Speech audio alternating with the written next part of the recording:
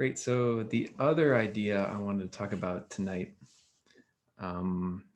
is something I've been thinking about a lot lately.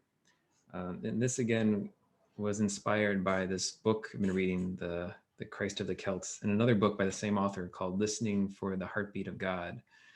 And this is something we've been talking here a lot at the Abbey about. We had a seminar last week about Celtic spirituality. Part two is gonna be this Saturday, and I'm gonna be leading this part of the discussion. And so last week was a big discussion about the historical context and philosophical context of Christianity and the early kind of development of Christianity and how Celtic Christianity developed separately from Roman Catholic Christianity. And so it got me thinking about this idea about, it seems like, so I'm going to premise this by saying there are some big oversimplifications and generalizations in what I'm about to say, but I think it's still useful to think about this idea about some of the fundamental differences between sort of what I'm calling Western spirituality and Western religions. So particularly the Abrahamic religions like Christianity and Islam and Judaism. So the differences between those Western religions and more of the Eastern spirituality or Eastern philosophies. So particularly Buddhism and Hinduism and Taoism, things like that. And it seems like one big distinction between the two of them is that, so in Christianity, Christianity is kind of unique. So Hinduism and Buddhism, they're all very diverse religions, very diverse ways of thinking. I mean, even within Hinduism, within Buddhism, there's lots of different schools of thought, lots of different beliefs.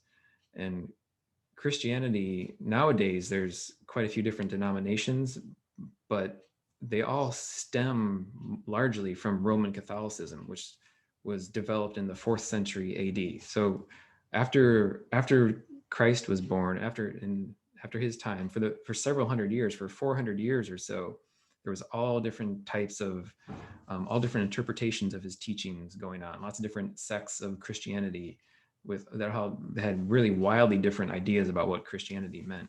But then once the Roman Empire adopted Christianity as a state religion and developed an orthodoxy around that, they actively suppressed all those other ideas about Christianity and made their truth the one truth of Christianity, which has formed the basis of Christianity, and much of Western society and culture has all come from the Roman Catholic idea of Christianity.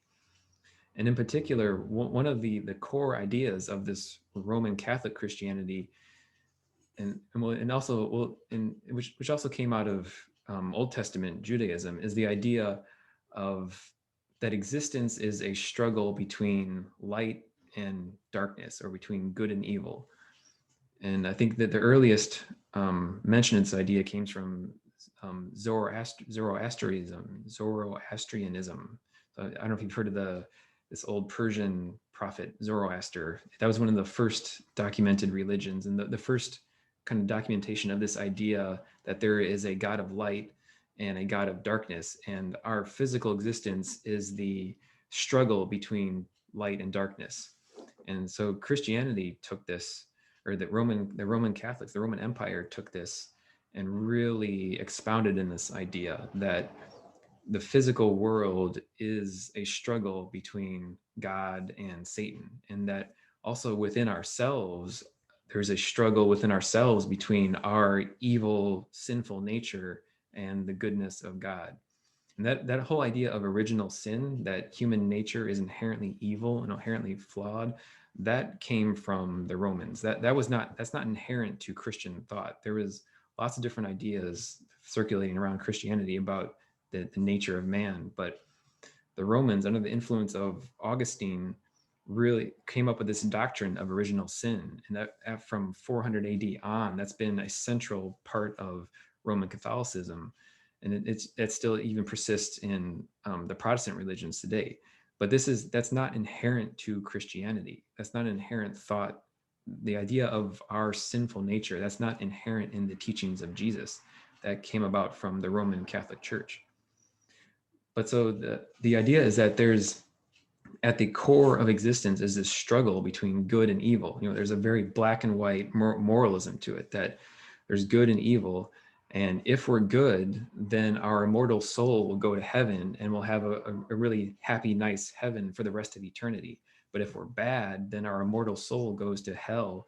And then for the rest of eternity, we're going to be suffering and misery. So this is a really serious mindset, or a real serious definition of the nature of reality, right? If we're good people, we'll go to heaven, but if we're bad, we'll go to hell forever. For the rest of eternity, we're going to be suffering if we're not good people.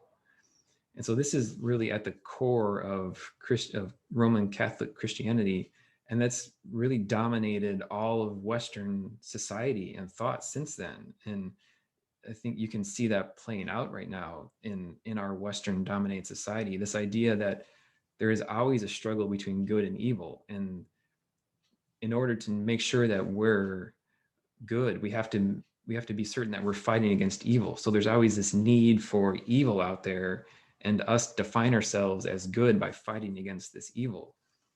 So there's this emphasis on struggle and on morality and on a black and white good versus evil. Whereas in the Eastern philosophies, in things like Buddhism and Hinduism and Taoism, there's not this black and white moralism of good versus evil. So if we take Hinduism, for example, so Hinduism has they have thousands of gods, so many gods. But within Hinduism, there is an equivalent of the Christian God. So the one God, Brahman, not to be confused with Brahma, the creator God. But within Hinduism, there's this idea of a one central God, Brahman, and that is kind of the eternal source of everything. The universal consciousness is Brahman. And then there's the triumvirate, the big three gods in Hinduism. There's Brahma, the creator, Vishnu, the preserver, and Shiva, the destroyer. But even Shiva, the destroyer, the one who brings about the end of existence in a dance of fire at the end of creation, Shiva's not evil. Shiva is just part of the cycle of creation and destruction. And this destruction, or another, destruction is kind of a loaded word. Another translation of the word, the original Sanskrit word, is dissolver. So sometimes Shiva is called the dissolver instead of the destroyer, because destroyer has all kinds of negative connotations with it that are not necessarily inherent in what he's all about. So unlike Christianity, in Hinduism, it's just more seen as a cycle of creation. You have creation and then existence and then dissolution, so that the cycle can start again. And so there's none of this absolute black and white, good and evil. And there's none of this. There's still struggle within Hinduism, struggle within ourselves, but it's struggle against illusion and reality. It's not as morally loaded as Christianity. And also Hinduism and Buddhism, they have this idea of reincarnation. So instead of this one physical life determining the fate of our immortal soul, this life is just one of our cycles through creation. So to me, it takes a lot of the pressure off of existence that is inherent in Christianity. I mean, from Christianity and from the, like I say, the Christian view is such a big part of our culture that we don't even realize how much it influences us. This idea of that life is really serious, and if you screw up, you're going to hell forever. I mean, we've kind of taken hell and heaven out of it, but still, that within our Western culture, there's still a strong emphasis on this absolute moral judgment, right, of being good people or being bad people. And you don't really see that in Hinduism. And then Buddhism just kind of took Hinduism and stripped away all the gods and all that stuff. And kind of at the essence of Buddhism is that the idea that this physical reality, rather than being struggle, is just not real. This physical and our experience is all just created in our minds, and the true nature of reality is just nothingness.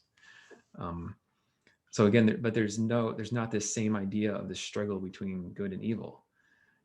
And so I think this is just a fascinating idea about and why Eastern religions have such an appeal to many of us, because some of us, or at least I know myself, and I feel like some of us, hey Jeff, I feel like some of us kind of see this idea that existence is struggle.